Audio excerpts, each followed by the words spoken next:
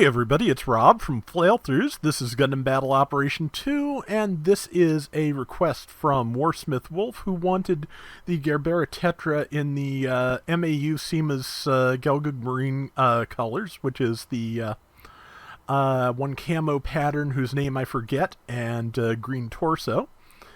This is the level 3 Gerbera Tetra, where it's 650, and I have mostly built for melee defense with a little bit of beam on the side. I am going to show my full build at the end of the video, because that was part of the request as well. But mostly, I just screwed up and hit that Psycho Doga. But no, mostly I'm trying to hang back and snipe here for the most part, because well, I tend to be better at sniping than shooting to begin with, so that does kind of make my melee defense a little bit pointless at present, but, you know, I do end up getting up close a little bit later in the match, so it will not be pointless forever. Basically, one of the issues I have when I'm trying to run a, shooty raid is just getting broadsided by a heavy attack raid, so kind of why I wanted to lean into melee defense. Also that, and I had that nice shiny new part from the Nightingale I wanted to try out, so you know how it is. But, yeah, Gerbera Tetra is still very good, very agile, has a good beam rifle, and good wrist gatlings, and I'm trying to get close enough to finish that person off. And from the ASL, it looks like I just did just in time to run out of ammo on everything. So I may or may not get this kill. Let's try. There we go. Good. But yeah, it's, I've actually had a lot of luck with these special matches on Port Base at high tide. I don't know why that's just working for me, but I had not gotten anything you see on this map this week. I had not gotten the Aqua Adapter part yet. I just got that, like, this evening. So, this evening being about 11:50 p.m. on Labor Day, so let's see. Yep. And basically, if you can make out the various shadows and things above water, you have kind of an advantage here. I feel like if you're good at aiming at things above the sea level, you can do a lot on this map. So, and luckily, I mean, because of smoke and explosions and other visibility things about this game over the years, I've tried to get good at, knowing the right distance below the life bar to be shooting, so that's a little bit of a help. But yeah, as you can see, I did not take a lot of damage from that Z Zulu when it got up on me, so it's about to try it again, and it does not have the range to do it, but I have the beams to kill it. Ballistic is, of course, the only thing I haven't built for, so the support fire, I think, counts as ballistic damage and is going to do a lot. Although, that's a good question. Is support fire damage ballistic? Or, since I know there's skills that reduce the damage of support fire in specific, is support fire its own type of damage? I don't know. I bet I know someone who does, but I don't know. But yeah, just, as usual as a sniper, I tend to do a fair amount of, just stealing, grabbing that last shot. That's one of the things I like about beam rifles, is that they can just, you can, occasionally, as you've seen, I do stun people when I'm not paying enough attention or when they move at the last second. But if you're on the ball, you can shoot between your entire team and stun somebody to help them or take the last shot or whatever it is you need to do. And it's a good skill to have. It's, again, since I've been running the Gelgoog for so many years, it's just one of my favorite things. So that's my favorite kind of hand weapon in this game is beam rifles. So it's, on a good day when my aim is good, I can do really well. I do not always have good days, but I have them often enough.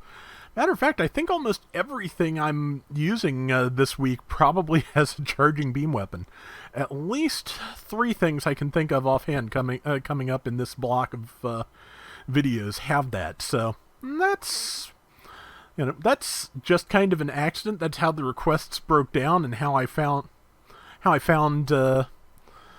basically, suits that worked for the special matches that were available to me when I was playing. But just, yeah, the ones that I had the most success with definitely were well within my comfort zone in terms of how they play.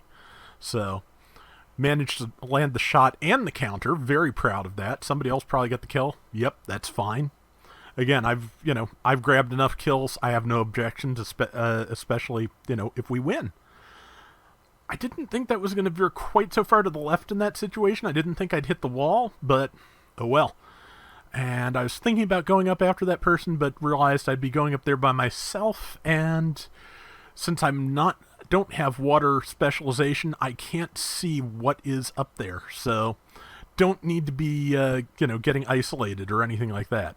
Pretty sure that person is on the other side of the HLV. But that's okay, because there's we have targets at home.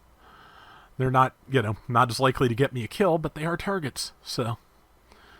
And, yep, Z-Zulu again, using its aquatic mobile shooting. We have equal priority, so we bounced. And I'm just going to keep working the legs, and I'm pretty sure that the Tetra's backpedal speed, even underwater, is enough that the Z-Zulu, unless it is like right up on me, cannot reach with its kind of shallow melee. So that's generally how it's worked out so far anyway. A better Z-Zulu player maybe is more used to that. I don't know. There are people...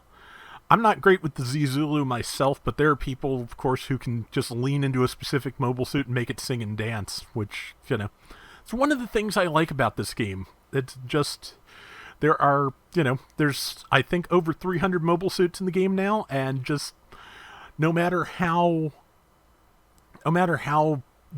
troublesome they are to use for the population at large, there's always at least one person who can just use it to the best of their ability, to the best of it, to the best of the suit's ability, and just kill with the thing, which, yeah, I like that. That's why, like I've said before, that's why, I know people who run things like the Ball & Cima, and they've been able to do great things with it since day one, and, the general population hasn't quite gotten into it as well, so, it keeps getting buffed, and they keep getting even better with it, so it's just, one of the things that's fun about this, honestly. Of course, I do not play in rated. I do not play at the super competitive level a lot of times. But I was also happy here that my strategy worked out, which was I just basically, since I was the only person alive, I just ran very much away for as far as I could, for as long as I could, to make sure that they could not kill me and make up the score difference. And then when it was clear they weren't chasing me, I managed to come back and, ambush a couple of supports. So that worked out. Just the fact that they had 3 supports. Oh, wow. Yeah, so, yeah, as the only raid on our team, it was a good setup for me. 5,555 points, 7 kills, 1 death, a whole bunch of damage. And that is going to do it for today's Gundam Battle Operation 2. We'll be back soon with more. Till next time, everybody take care and have fun. Later! So, Warsmith Wolf asked me to talk a little bit about my build here, and basically I built this Gerbera for defense, because when suits get at higher costs, sometimes they get a little more fragile, so I wanted to kind of lean into that. I used the new melee armor part that I got with the Nightingale, because I've been wanting to use that. So I've got a melee defense of 63, and also beam resistance of 37. Used the charging part and the debuff time down part to basically just to fill slots.